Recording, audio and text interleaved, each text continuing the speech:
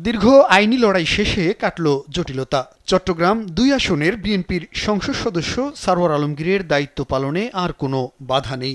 বুধবার প্রধান বিচারপতির নেতৃত্বাধীন ৪ সদস্যের আপিল বেঞ্চ জামায়াত প্রার্থীর আবেদন নিষ্পত্তি করে হাইকোর্টের রায় বহাল রাখেন। মামলা তালিকা থেকে বাদ দিয়ে দিয়েছেন এবং এই পরিস্থিতিতে বলা যায় তার এমপি হিসেবে দায়িত্ব পালন করা, পার্লামেন্টে অধিবেশনে যোগদান করা এবং জনগণের বিশেষ করে তার নির্বাচনী এলাকার জনগণকে প্রতিনিধিত্ব করার ক্ষেত্রে কোনো আইনি বাধা এখন আর আপাতত থাকলো না।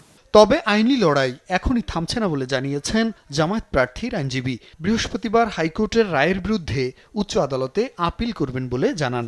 আমার মনে হয় বাংলাদেশের ইতিহাসে এটাই একমাত্র ঘটনা যেখানে তড়িঘড়ি করে 5 ঘন্টার ভিতরে ইলেকশন কমিশন এরকম একটি পদক্ষেপ নিল এবং সার্টেনলি এই ধরনের পদক্ষেপ বিচার বিভাগের জন্য এবং আইনের শাসনের জন্য মঙ্গলকর নয়।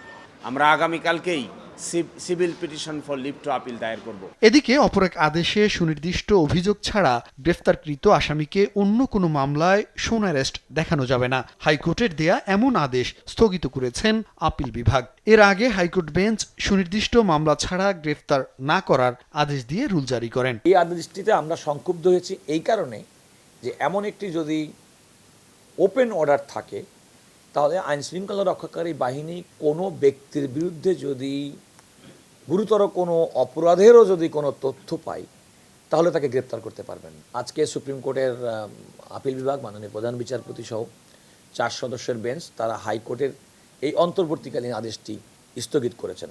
তবে সাবেক প্রধান বিচারপতি এবিএম খায়রুল হককে নতুন কোনো মামলায় গ্রেপ্তার দেখানো যাবে কি যাবে না এ বিষয়ে আগামী রোববার শুনানির জন্য দিন ধার্য করেছেন আদালত।